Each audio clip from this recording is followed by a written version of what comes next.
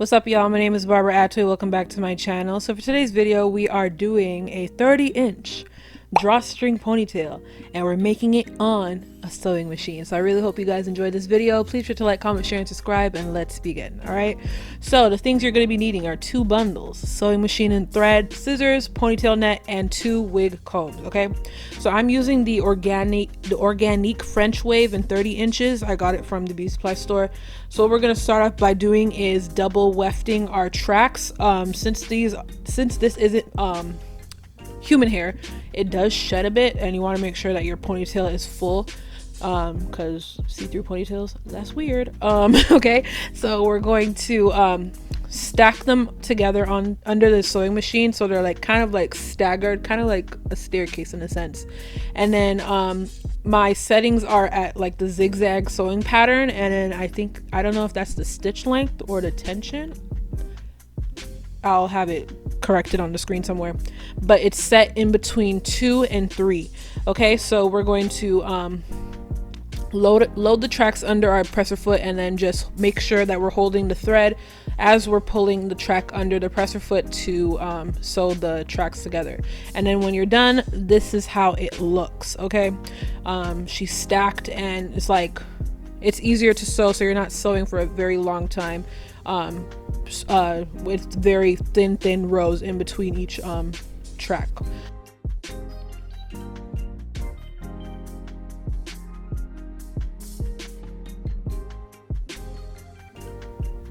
Okay, so we have our ponytail net under the presser foot. I'm also going to slide my bundle under there too, and then still the same stitch pattern, still the same tension or whatever it's called, I'm not sure. And we're gonna slide it under the presser foot, and then we're gonna start sewing. We're gonna reverse at the beginning and end of each row, just to make sure that it's secure and reinforced.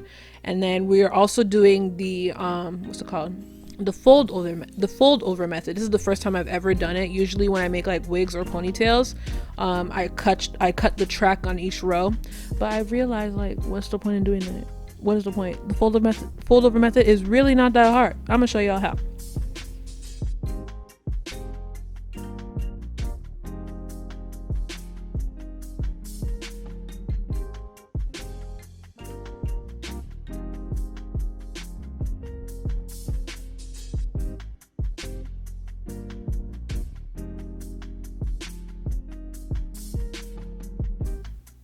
All right, so for my second row, I did cut the first row.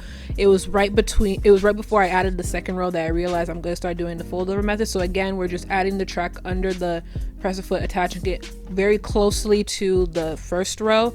Since this is just like a regular ponytail and I want it to be full, I'm not really doing what's it called? I'm not outlining them, if that's the sense. Like, I'm not drawing my lines on the ponytail net. And y'all saw that's how the first row looks. So this is the second row. All right, we are sliding her under, and then we are going to drag her and making sure that we're holding the thread along with the bundle, or else if you don't hold on to the thread, it'll go under the presser foot and it'll get tangled up in your thread and in your sewing machine and something. Okay, so we're sliding the track under the presser foot and then reversing as we go, because again, we want it to be reinforced. And then we're just going to pull it all the way through and then just let it rip until we reach the end, and then obviously doing the reverse method again.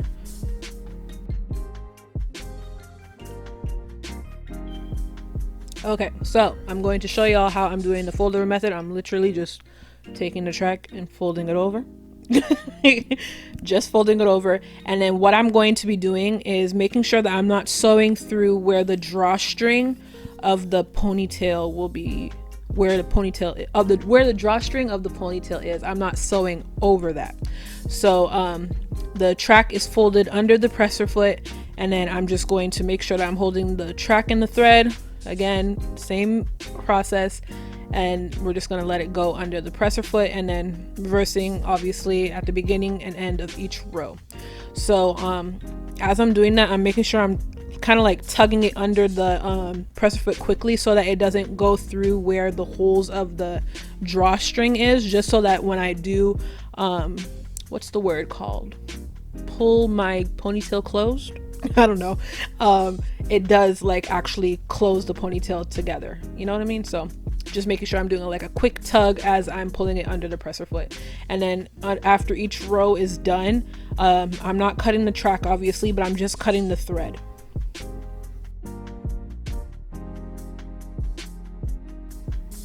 Okay, so now I'm just gonna let it continue. You guys are watching it in normal speed right now. You guys see that I keep doing like breaks just to make sure that the track is straight onto just to make sure that the track is straight on the ponytail net, because you don't want crooked tracks and you don't want gaps in between where the track lays onto the ponytail, just so that when you are brushing your ponytail, if it is like a brushable curl pattern or texture of hair, that it doesn't tug and rip the thread as you're brushing it when you do want to style it later. Okay, so this is how it looks with one bundle. It takes up half of the ponytail net. Everything that I use will be linked down below also, and yeah, that's how it looks with one bundle. And then when I pull it, it constricts. You see that?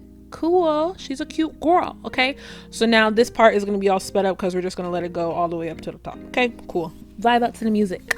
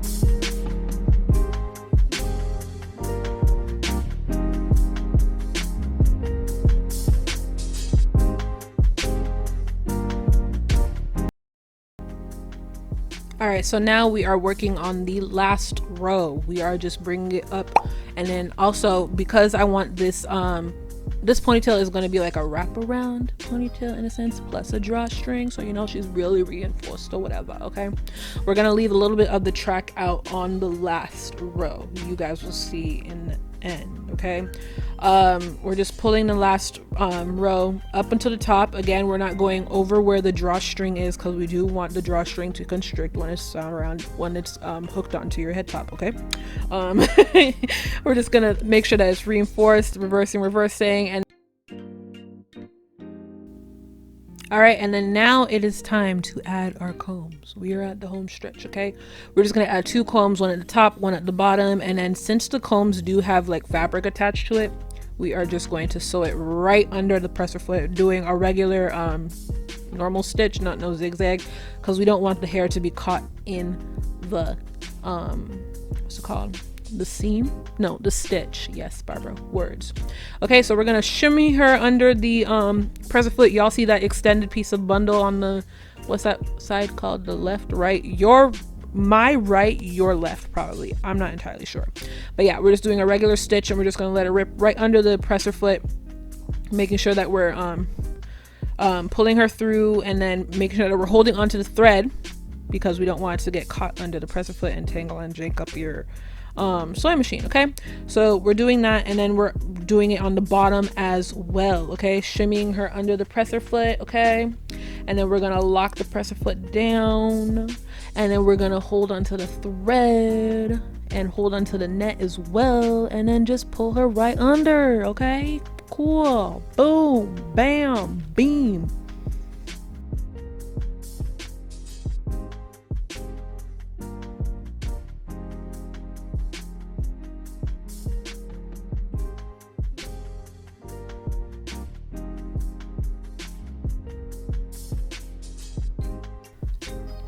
All right, and here she is in all her glory. She is complete. She is done. The combs are reinforced. Each track is secure. Okay, and then when we pull the drawstring, what does she do? She constricts, because that's what she's supposed to do. Okay, so y'all see that little extra piece of bundle towards the end? That's the wraparound bit that's gonna go around the base of the ponytail, so that it doesn't show on your head, you know. Y'all see it? She's like elongated, and I just really like that it's 30 inches. I'm really here for it. I use jet black because my hair is jet black. I do not keep my hair the natural hair color, and it's not a vibe. Jet black really makes you feel supreme. Okay, so this is how she's looking. Okay, she's a very long girl. All right, and I'm really happy with how she turned out. I really hope you all are too. So I really hope you guys enjoyed this video. Please just like, comment, share, and subscribe, and I will see you guys next time. Okay, bye bye.